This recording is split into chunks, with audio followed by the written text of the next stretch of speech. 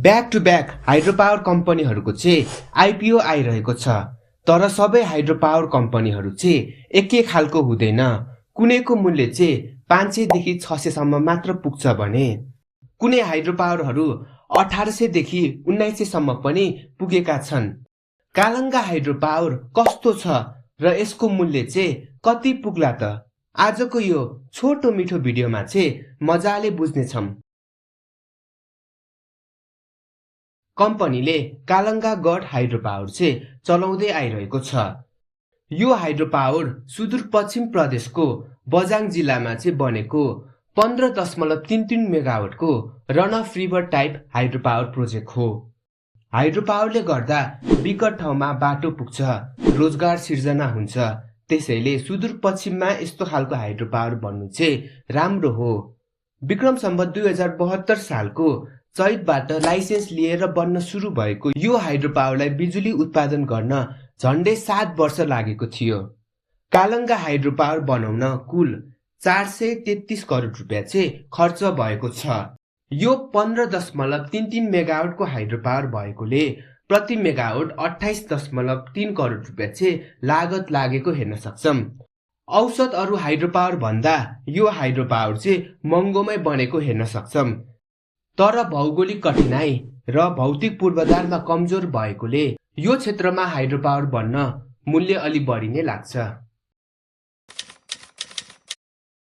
कम्पनीको कुल 1 करोड 40 लाख किता सेयरको 35% अर्थात् 49 लाख किता चाहिँ आइपिओ को लागि आइरहेको छ, जसमा 14 लाख किता आयोजना प्रभावित क्षेत्र बझाङ र बैतडीका लोकल बासिन्दाहरूको लागि छुट्याइसकेको छ।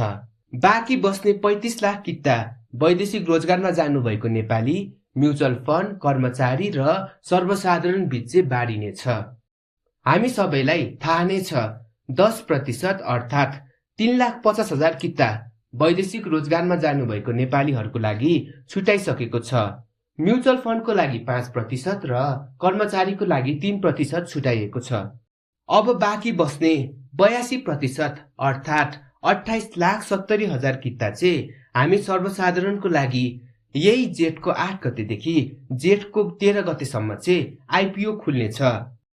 अस्तिको स्नो रिभर्सको आइपिओ त म आफैले भर्न बिर्सेछु, अब के गर्न सकिन्छ र? मैले बिर्से पनि हजुरहरूले चाहिँ कालङ्गा हाइड्रो पावरको आइपिओ चाहिँ नबिर्सिकिन भर्नुहोला। कालङ्गा हाइड्रो पावरले 2081 सालदेखि 2082 सालको बीचमा चाहिँ 50.7 करोडको चाहिँ बिजुली बेचेर आम्दानी गरेको छ। प्रति मेगावाट 3.3 करोडको आम्दानी गर्नु चाहिँ एकदमै राम्रो कुरा हो।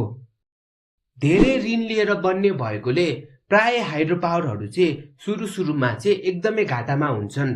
कालङ्गा हाइड्रो पावर पनि आफ्नो सुरुको वर्षमा धेरै नै घाटामा भए पनि पछिल्लो समय चाहिँ कम्पनीको घाटा चाहिँ एकदमै कम भएको छ, जुन राम्रो कुरा हो। नाफा जसरी नै कम्पनीको इपिएस पनि नकारात्मक नै छ। कम्पनीको बुक भ्यालु पनि 100 को आसपास 98.5 छ।